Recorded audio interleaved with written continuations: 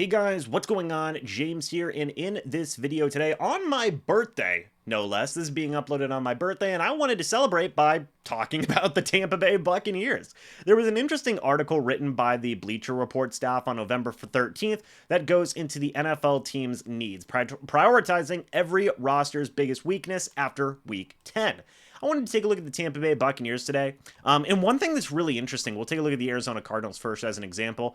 It highlights their biggest weaknesses. It talks about a guy to add now, somebody to add in the 2024 offseason in free agency, and then somebody to add in the draft as well. And then it has previous week's selections, which I thought was kind of fun. Do you guys want to see this as maybe a bit of a series? Let me know. I would love doing this as a series. I always love talking about speculation on adding players and whatnot. I think it's a lot of fun. So yeah, let me know if you guys want to see this as a bit of a series here. But let's go ahead and dive right into the Tampa Bay Buccaneers. We're going to be going down a very long list, so just bear with me, as the Buccaneers are always at the end of these lists because they're always in alphabetical order. It is what it is. You go past the Seattle Seahawks, and bada bing, bada boom, we're at the Tampa Bay Buccaneers. So Tampa Bay Buccaneers, yes, they are alive in the NFC South race, and you guys can pause and read this if you want. I had already recorded a previous version of this video, and my microphone didn't record, so I've already read a lot of this. But yes, the Bucs are in the race for the NFC South. Yes, they defeated the Tennessee Titans and are battling with the Falcons and the Saints. Yes, they play the San Francisco 49ers. It is what it is. Their biggest weaknesses, I'm not really going to disagree with this too much. Interior offensive line is a concern, center and guard specifically. Tight end, yeah, I think that's fair. Kate Otten has shown some good things, but after that, it is definitely weak in terms of depth. Similar things can be said for cornerback and strong safety as well, in terms of overall needing some extra guys there. Veteran presences or just guys with more starting experience, I think, are very beneficial for these three positions also. But yes, interior offensive line, not been great for the Bucs so far this year. Although I will say Cody Mock has done good this year in some moments. But there's a reason that Matt Filer has essentially been benched. There's a reason that Robert Hainsey's been struggling.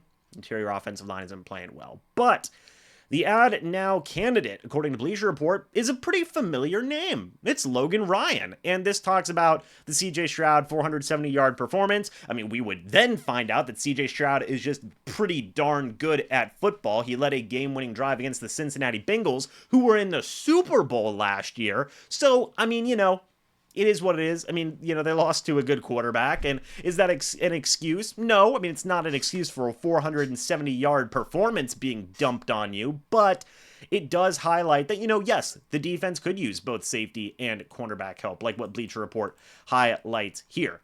Now, whenever you look at Logan Ryan, as it stands right now, he hasn't had necessarily a ton of interest from around the league as far as I can remember. Haven't really heard of him visiting anybody. Haven't really heard of him, rumored to sign with anybody. So the Buccaneers could bring him back. To the Bleacher Report article's credit, he does know the system very well. He played in it last year. He has good versatility. He could be a veteran both as a corner and as a safety, and I think that would be a wonderful addition. I agree pretty well with this. And even at the end of the video, I want to take a look at some of the other names that are on this list just to kind of dive a little bit more into it, to just see what other names are out there around the league, because I love stuff like this, man. I could talk for like an hour about all this type of stuff. But Logan Ryan makes a lot of sense out of all the guys who are available out there. Even if it's somebody you kind of add Logan Ryan to the practice squad and then work him into the active roster, it's something I would definitely be on board with. 2024 free agency, it talks about Shelby Harris. It talks about the idea of Logan Hall and Kalijah Kancey not being known for run stopping versus their pass rushing skills. I'm actually going to disagree with the Kalijah Kancey take. So far, he's been really good in run defense. I really do think he's done an excellent job. Talks about Will Golston being a guy there for now. That was a great addition, by the way, for the Bucs to bring him back and get him back into the mix. But he is going to be a free agent after this season. You're going to need to fill up that hole if you don't have a lot of confidence in Logan Hall, who so far, a year and a half into his career, has been meh. I would say pretty up and down. Enter Shelby Harris for the Cleveland Browns, formerly with the Denver Broncos. Harris is a guy that From what I know, he's very just quality defensive lineman. He's a good run stopper, can play inside defensive tackle, outside defensive end, depending on the defense. Just a solid vet, man. I think he's 31 years old, maybe 32, something along those lines. He's got some ability as a pass rusher, 21 and a half sacks. I would say that he's basically a slightly better Will Golston, in my opinion, right? A guy that I think you can get for relatively cheap. Oh gosh, as we get all the college football crap in here. But point being is that he's a guy that I think you can get relatively cheap and get a productive year out of him. If you want another bridge guy, if you want somebody who can fill in and just be a quality defensive lineman to fit into that mix, who's not going to be very expensive, Shelby Harris could definitely be that dude. I agree with that take. You have then got Zack Frasier here from West Virginia. Always love West Virginia guys. That's very good. Robert Hainsey's not been playing well in replacement of Ryan Jensen this year, which is really weird because actually he played pretty decent last year. So, he's having a bit of a down year. You had Matt Filer be benched, essentially. Part of it was because of injury. Part of it was because, actually, mainly it was due to injury. But the reason he's not going to be getting his starting job back is because Aaron Stinney's been doing a pretty good job at left guard. And then you have rookie starting right guard in Cody Mock. So, yeah, the interior offensive line's been tough. Enter in a guy like Zack Frasier. Zack Frasier would likely be looking at centers. He's currently the highest graded center on Bleacher Report's big board. He's a 4-time wrestling state champion. That's pretty cool. He's got command of pre-snap, and you just take a look here at the intelligence, the grip strength of an NFL starting center. This is what Brandon Thorne talked about in the Bleacher Report NFL draft analysis. Has a dozen knockdowns against Pittsburgh in week 3 and a solid performance against top competition versus Penn State. Oklahoma game this past weekend is a much-watched key cog in his evaluation. Cool. I think that that's great. That's definitely something that I think the Buccaneers may consider depending on the overall development of Robert Hainsey. It's going to depend, right? What is the Buccaneers' confidence level in Hainsey? Would they want to move him back to, say, left guard and then get a guy like Zack Frasier? I don't know. That's a legitimate question you could ask. I don't know whether or not Hainsey would be a better guard than center. We know that he was pretty much going to be the starting left guard last year if Ryan Jensen had not sustained his injury. So maybe he is better at left guard. We'll see. But Zack Frasier seems like a pretty cool guy. I'm always going to give credit to West Virginia guys because, good school.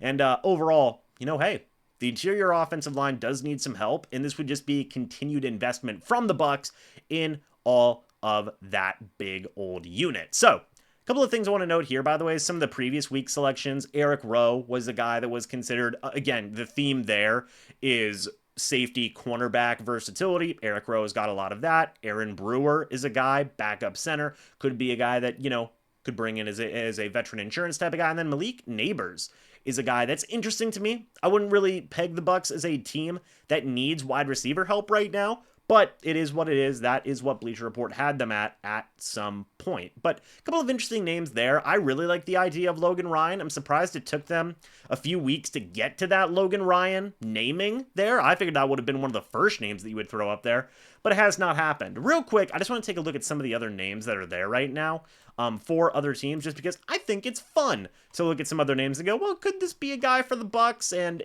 yeah, let's just kind of dive right into it. Firstly, Arizona Cardinals, Michael Schofield, nah. Tampa Bay Buccaneers don't necessarily need him.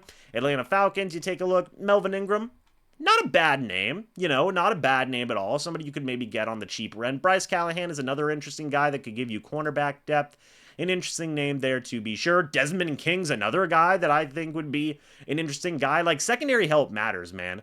Lyle Collins, nah. The Buccaneers don't need a tackle at this point, so it really is a moot point. Kenny Golladay, be fun to kind of try and revive Kenny Galladay's career. Because remember whenever Kenny Golladay was going off for the Detroit Lions, but maybe his time is probably past. Myles Gaskin, I would say the Tampa Bay Buccaneers looking at a backup running back is not a bad idea. I think that that's something that they should legitimately consider because from what we've seen from the other backup running backs right now, hasn't necessarily been very good. Sammy Watkins would be kind of fun as well, but you know, these guys are all necessary. Apparently the Cowboys don't need to add anybody, so that is what it is. It's fun looking at some of these names, man. There's not really a ton where you look and see like, okay, this could be a legitimate option. Maybe Gabe Jackson, I don't know. But I do love articles like this, man. I really do. I get a lot of fun out of it. It is fun just to see people, you know, take a look at what they feel certain teams' needs are, what they feel certain teams should add and whatnot.